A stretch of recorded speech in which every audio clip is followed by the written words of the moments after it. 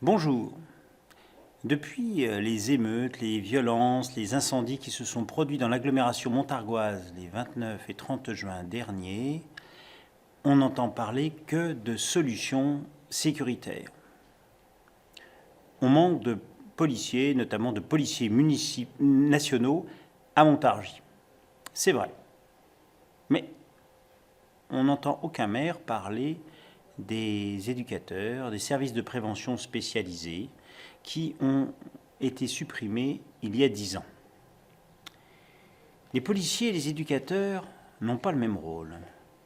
Je parlais ici des éducateurs qualifiés, des travailleurs sociaux qui ont un diplôme reconnu. Lorsqu'ils étaient en place dans l'agglomération montargoise, leur travail n'était pas facile, mais il était très apprécié par les habitants des quartiers prioritaires. Voici donc des adultes qui viennent s'adresser aux jeunes entre 15 et 25 ans, sans inscription préalable, avec une démarche positive. Ils vont à la rencontre des jeunes. Cette façon de les considérer n'est pas de la complaisance. Le rôle d'un éducateur est aussi de rappeler les règles, d'expliquer comment fonctionnent les associations, les institutions, l'école par exemple, le collège, le lycée. Il s'agit aussi d'aider les jeunes à pousser les portes. Quand vous avez 16 ans et que votre expérience principale est celle de recevoir des coups sur la tête, que vous soyez à l'école, dans le quartier ou dans la famille, vous n'avez pas envie de pousser la porte et de savoir ce qu'il y a derrière. Le rôle d'un éducateur, justement, c'est d'accompagner ces jeunes.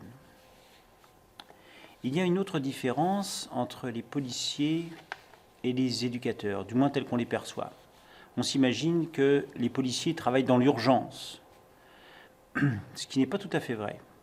Les éducateurs, en tout cas, c'est sûr, ils travaillent sur le temps long. Le temps éducatif est un temps long, qui fait qu'on n'a pas des résultats immédiats, surtout pour des adolescents qui sont nécessairement changeants, voilà, qui ont des humeurs variables, évidemment. La pétition que nous avons faite à l'automne dernier a été faite donc à la fois par l'association Engagement citoyen pour le Montargois. Je suis élu à ce titre à la commune de Montargis, et par également un élu d'Europe Écologie Les Verts, Kassim Balaban, qui est élu à Chalette.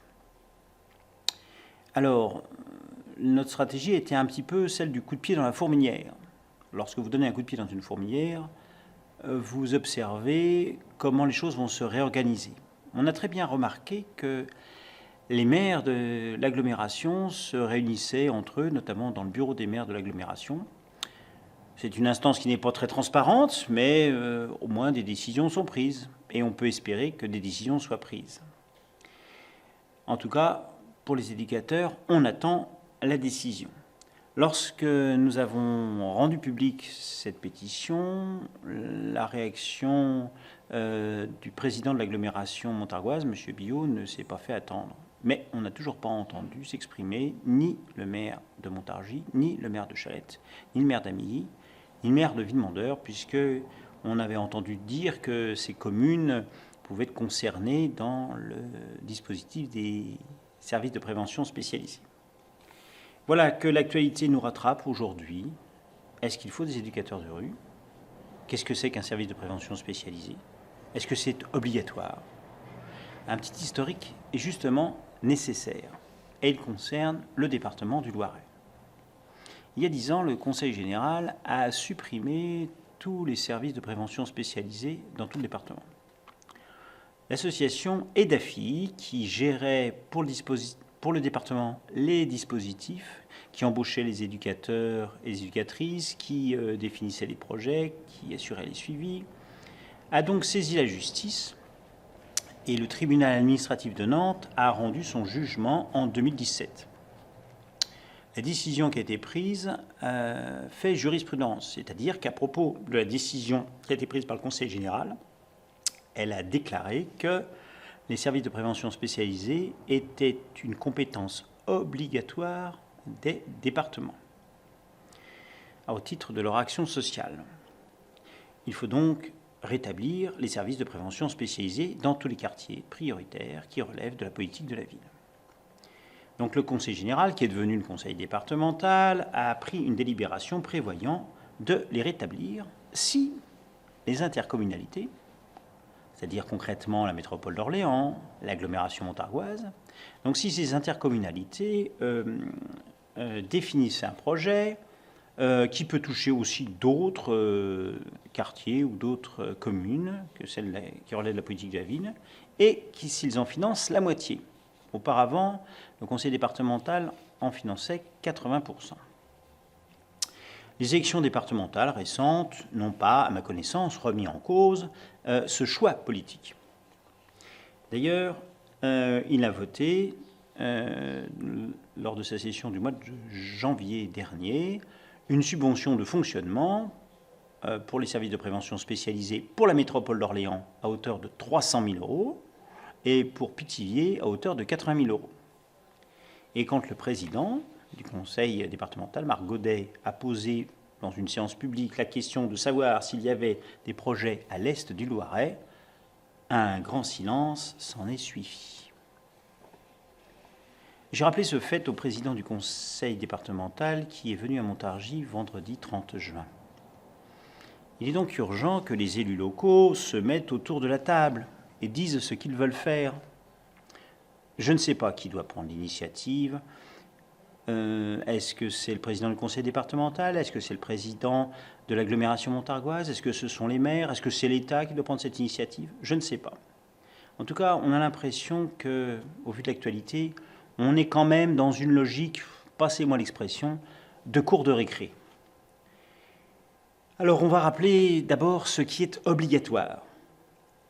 Les quartiers prioritaires, qui sont tous situés à Montargis et à Chalette. Les éducateurs qui œuvraient il y a plus de 10 ans étaient au nombre de 4 et auxquels il faut ajouter le poste de directeur. Il est d'autant plus nécessaire de garder cet effectif que la situation s'est dégradée depuis 10 ans. Le taux de pauvreté a fortement augmenté à Montargis et a un peu augmenté également à Chalette. Donc ce dispositif de base, ça représente un budget annuel, tout compris, environ de 300 000 € en fonctionnement, à répartir donc entre l'agglomération et le conseil départemental. Le deuxième étage du dispositif, ça peut être éventuellement d'ajouter d'autres quartiers ou d'autres communes. Le quartier d'Amilly, dans la ville d'Amilly, notamment une ville Mandeur, comme l'avait envisagé le président de l'agglomération montargoise. Alors ça aura du sens d'ailleurs. Si on regarde les parcours résidentiels des familles, et si on regarde les relations sociales des jeunes, ils fréquentent les mêmes lycées, ils vont au même lieu de loisirs, bref, ils ont de multiples occasions de rencontres, et c'est là que se nouent les relations sociales entre les jeunes. Enfin, ce service de prévention spécialisé doit travailler avec les acteurs du territoire. Il y a la mission locale, les lieux d'enseignement, les collèges, les lycées, généraux et professionnels, le centre de formation d'apprentis. Il y a aussi les habitants des quartiers, notamment les associations qui sont présentes. Je pourrais en citer plusieurs, mais je risque d'en oublier une, ce serait dommage. Il y a le Conseil citoyen de Chalette aussi, qui est devenu le Conseil citoyen de l'agglomération depuis que celui de Montargis a disparu. Il y a bien sûr aussi la police nationale, les polices municipales, les services jeunesse des communes concernées avec qui il faut travailler. Intérêt de réunir tous ces acteurs et de regarder ensemble les actions menées au moins une fois par an. Qui sont les jeunes auxquels le service de prévention spécialisé s'adresse? Quels sont ceux qui passent sous les radars aussi? Voilà. Au début, les éducateurs vont forcément tâtonner, après des ans d'absence sur le terrain. Je crois que, vu la situation de ce qui s'est produit à Montargis, il est urgent de se mettre autour de la table et de définir, avec des perspectives lointaines, un projet pour la jeunesse. Ça pourrait être d'ailleurs la base d'un projet, une politique jeunesse de l'agglomération. Je tiens aussi à préciser que ça doit être distinct du service de réussite éducative, qui est un dispositif mis en place par l'agglomération qui fonctionne bien et qui s'adresse à des jeunes, beaucoup plus jeunes, hein, de l'école primaire ou du collège, et qui sont en général orientés par les institutions. Là, il s'agit bien, pour le service de prévention spécialisé, de s'adresser à des jeunes qui ne sont dans aucune structure ou qui sont sur le départ, en tout cas, qui sont dans une situation changeante, voilà, et qui sont en général plus âgés. Je voudrais finir par une petite anecdote. Après les événements de Montargis qui ont choqué à Montargis, mais même au-delà, une journaliste d'un média national m'a contacté puisqu'elle avait retrouvé mon contact sur la pétition. Et je lui ai donc expliqué de quoi il s'agissait. Et à la fin de l'entretien, elle m'a dit « Mais Yves, est-ce que vous pourriez me mettre en contact avec un éducateur ou une éducatrice de façon à ce que je puisse venir faire un reportage ?» Je lui ai dit « Mais il n'y a plus d'éducateur depuis 10 ans. » Voilà. Donc il va falloir qu'on comprenne une chose, c'est que la situation de Montargis et du Loiret est plutôt l'exception, en tout cas Montargis, l'agglomération montargoise. Voilà. Il nous faut donc relever la tête du guidon et voir ce qui se passe ailleurs et essayer de reprendre ce qui est la loi légale, tout simplement, remettre en place des éducateurs de rue. Je crois que c'est le moment de se retrousser les manches et de s'y mettre ensemble, sans a priori, de façon à retrouver un chemin pour la jeunesse aussi dans l'agglomération montargoise. Merci.